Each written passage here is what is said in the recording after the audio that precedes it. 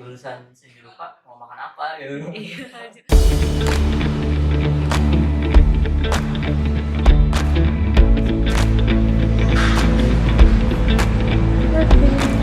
Selamat datang. Terima kasih.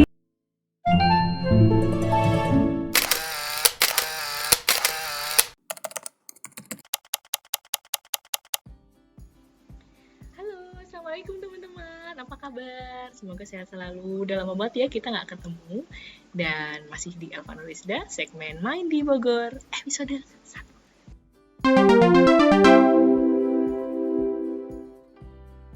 Oke, jadi di segmen Main di Bogor, kita akan ajak teman-teman di rumah, ayah, bunda, adik-adik, kakak-kakak, untuk explore tempat-tempat yang kita bisa main, bisa refresh, tapi di sisi lain tidak hanya main doang, tapi kita bisa dapat manfaat yang bisa upgrade skill atau bertambah teman-teman baru yang se-passion, se-hobi. Nah, di episode 1 ini, kita alhamdulillah banget berkesempatan untuk bisa main ke Kanvas Ilmu. Buat yang penasaran apa tuh Kanvas Ilmu, ini cocok banget buat teman-teman yang lagi bingung di liburan ini. Halo yang pada liburan, seneng banget adik-adik dan kakak-kakak yang lagi libur sekolah atau kuliah, dan yang posisinya nih sekarang lagi di Jakarta, Bogor dan sekitarnya, Depok, Tangerang, dan bingung mau ngapain ya aku tuh gitu. Ayah bunda, tenang. Mungkin kalian akan dapat jawabannya di sini. Jadi simak videonya, jangan di skip sampai akhir karena bisa jadi yang kalian cari ada di sini. So stay tuned and let's go.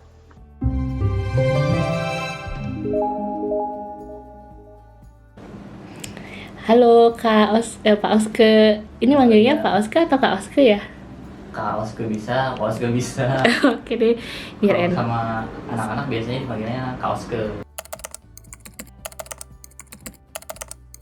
Kalau saya alumni dari DKV ITB.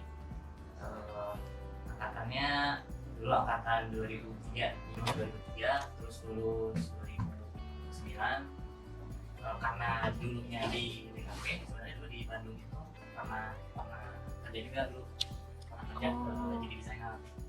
Nah, tapi emang waktu di DKV itu nugas, kenapa sering berhubungan dengan anak-anak.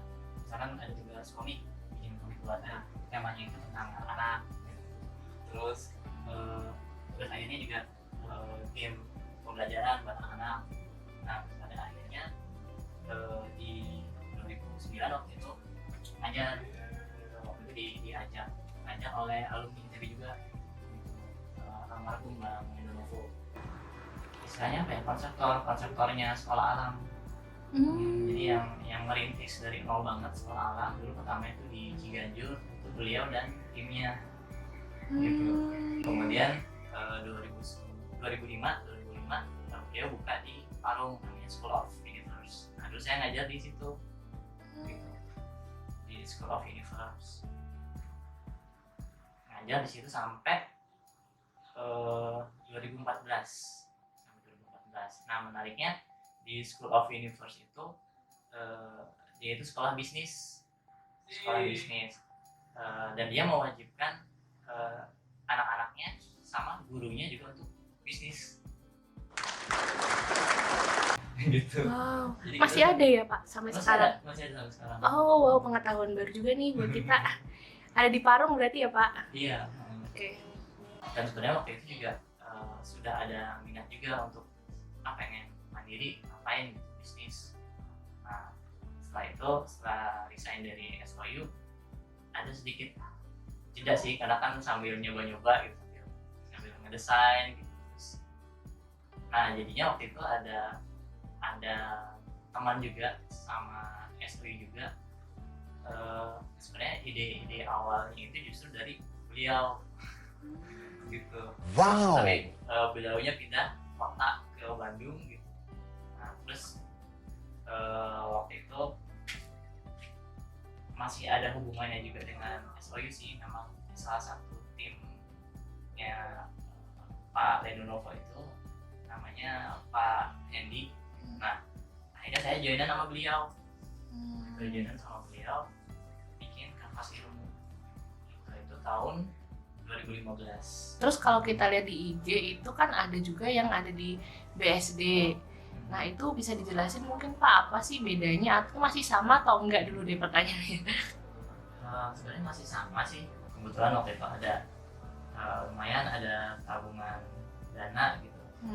Ayo kita coba buka di tempat lain. Gitu. Nah kebetulan waktu itu ada yang ngurusin di BSD-nya, kita buka di BSD gitu. Walaupun masih dengan kelasnya masih terbatas. Untuk kelasnya kalau yang di BSD itu hanya anak-anak ya berarti ya Pak? Masih anak-anak. Kelasnya ini offline aja atau gimana saat ini? Untuk saat ini offline aja. Karena kan kita sempat juga ya waktu itu online waktu pandemi. Rasanya nggak puas sih. Karena namanya drawing atau melukis gitu butuh banget apa istilahnya ada feedback dari si tutornya gitu. Misalkan si anak narik garis seret, terus kita betulin gitu, misalkan arahnya ke sana, itu harus enaknya secara langsung gitu. Kalau dari kamera gitu, kita mau ininya agak susah untuk komennya. Kadang-kadang misalkan anak, nah ini posisinya di sini benar apa enggak gitu, tak kesini misalkan udah enak atau belum gitu. Jadi banyak yang kayak gitunya yang nggak dapet nih kalau online bisa gitu, tapi nggak puas. Semuanya pernah, tapi kalau sekarang sih ngajar komik sama kelas persiapan FSRD. Oh ini menarik nih yang kelas persiapan FSRD kan nggak semua bimbel ini menyediakan ya. Kelas FSRD bisa dimulai dari kelas 10 gitu. Biasanya itu juga anak-anak kadang-kadang masih belum enggak atau belum tahu informasinya FSRD itu apa sih gitu. Di dalam itu ada jurusan apa aja sih gitu. Nah, biasanya di awal tuh kita kasih penjelasan dulu tuh jurusannya apa saja gitu. Terus nanti kalau kamu lulus nanti bisa kemana aja gitu. Mungkin karena mungkin masih agak asing ya jurusan FSRD gitu. Saya dulu baru kelas 12 awal baru tahu tuh ada yang namanya FSRD gitu. Langsung tuh nyari waktu itu juga gitu. FSRD itu kan Fakultas Seni Rupa dan Desain gitu. Dan di situ ada seni rupanya, jurusan seni rupanya, ada jurusan desainnya. Dan kalau di Indonesia ya lumayan sih pilihannya, sebenarnya nggak hanya ada di ITB gitu, ada di misalkan di ITS, ada di Jogja misalnya ada SISI gitu, di Denpasar juga ada ISI juga gitu. Kita punya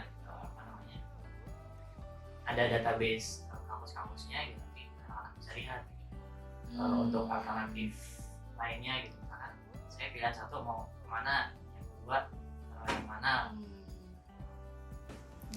Kalau dari segi seni sendiri, seperjalanan Kak Oske ini apa aja sih karir-karir yang bisa teman-teman tahu gitu ya, teman-teman capai kalau menggeluti dunia seni saat ini gitu? Kalau kaitannya dengan FSRD mungkin ya. Kalau kaitannya dengan FSRD sebenarnya luas banget ya.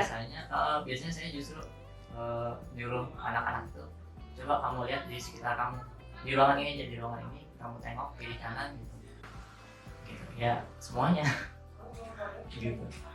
Kalau kamu mau kerja misalkan apa istilahnya, ngedesain apa sih, kemasan, desain kemasan itu ya FSRD. Ngedesain alat tulis, bolpen, FSRD. Ngedesain ruangan, interior, FSRD gitu. Bahkan ngedesain HP misalkan ya FSRD juga. Kemudian misalkan di depan ruangan misalkan kamu lihat ada lukisan gitu, ya seniman gitu, FSRD lagi gitu. Jadi luas banget sih sebenarnya pilihannya. Benar. Selama ini paling banyak itu rekor berapa muridnya Pak sejauh 5 tahun ini? Alhamdulillah sih kemarin waktu di awal tahun ajaran di awal tahun itu 160-an siswa. Wow, Masya Allah ya. Luar biasa. Terus yang FSD-nya berapa persen? Kemudian yang ATSI, yang fun drawing-nya? Komposisi yang terbanyaknya itu biasanya yang anak-anak fun dan basic gitu. Yang memang yang anak kecil. Iya. Sekarang tahu gitu berarti kayak wah udah mulai berkembang ya ternyata. Yang minat seni sama yang orang tuanya mendukung itu udah Iya. banyak. Karena kalau dulu kan mungkin orang tua berpikirnya kalau maju di seni itu jadi apa sih gitu kan ya. Lulusan seni rupa mau makan apa gitu. Iya. Lulusan seni rupa mau makan apa gitu. Zaman dulu kan gitu ya, ternyata sekarang udah banyak orang tua yang support gitu ya, support anak-anaknya. Mungkin kalau teman-teman ayah bunda yang ada di daerah Tangerang bisa di BSD alamatnya nanti ada ya Pak, di sini ya, di brosur juga ada, bisa cek juga di IG-nya ya Pak. Yang pusatnya itu sebenarnya di mana Pak?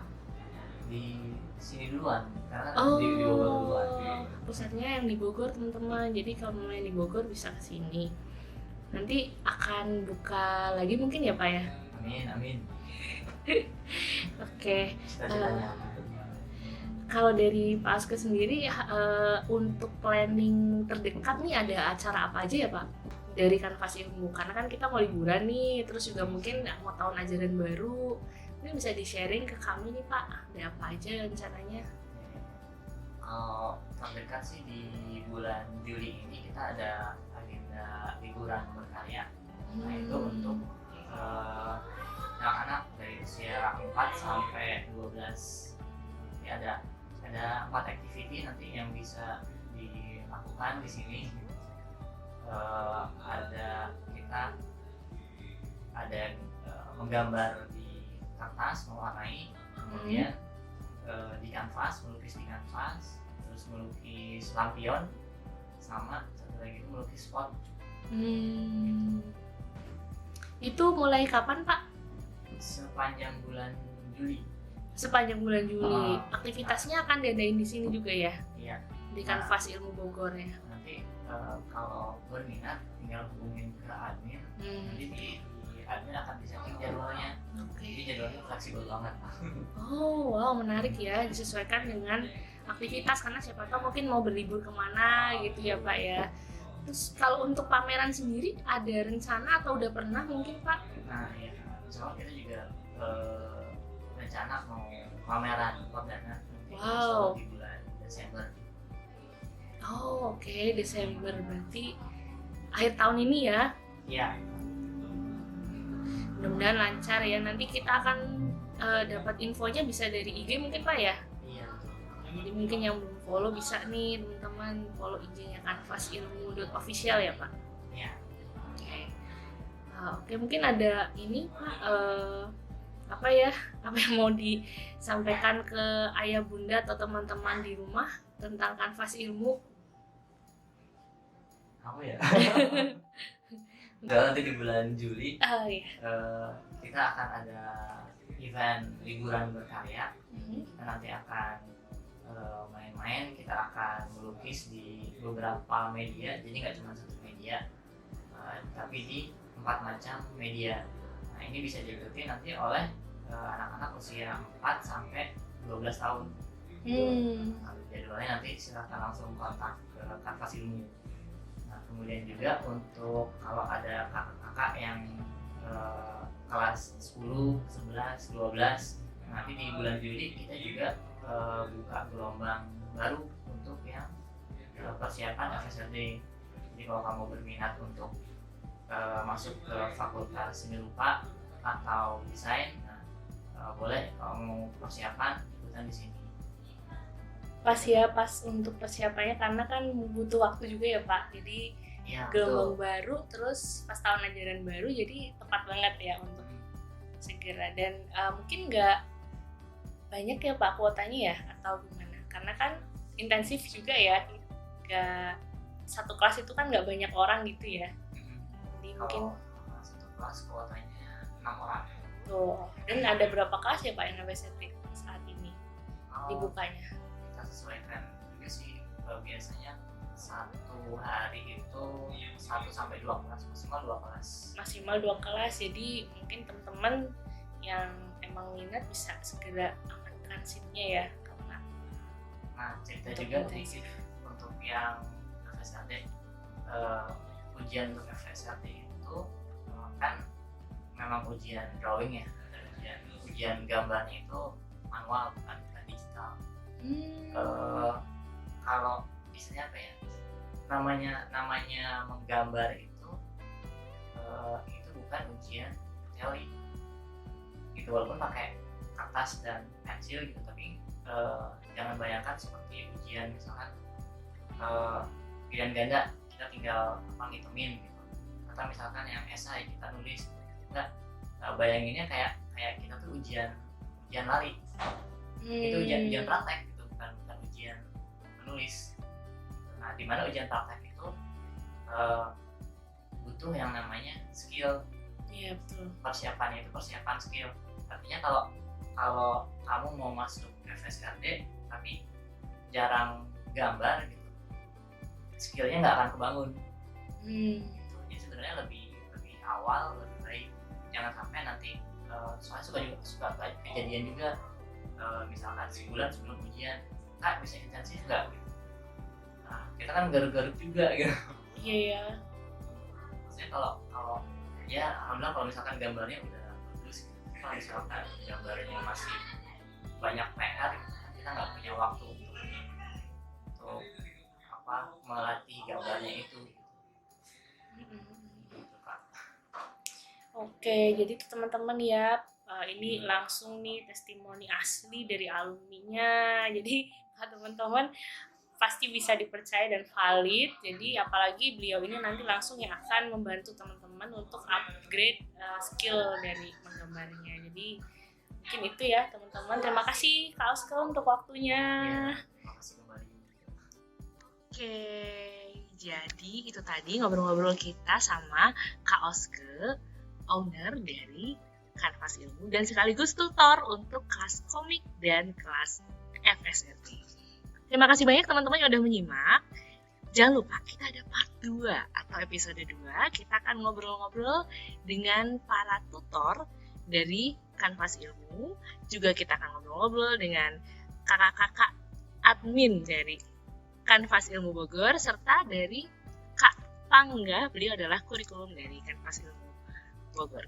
Seru banget ya. Jadi stay tune. Jangan lupa yang belum subscribe. Oke? See you. Assalamualaikum.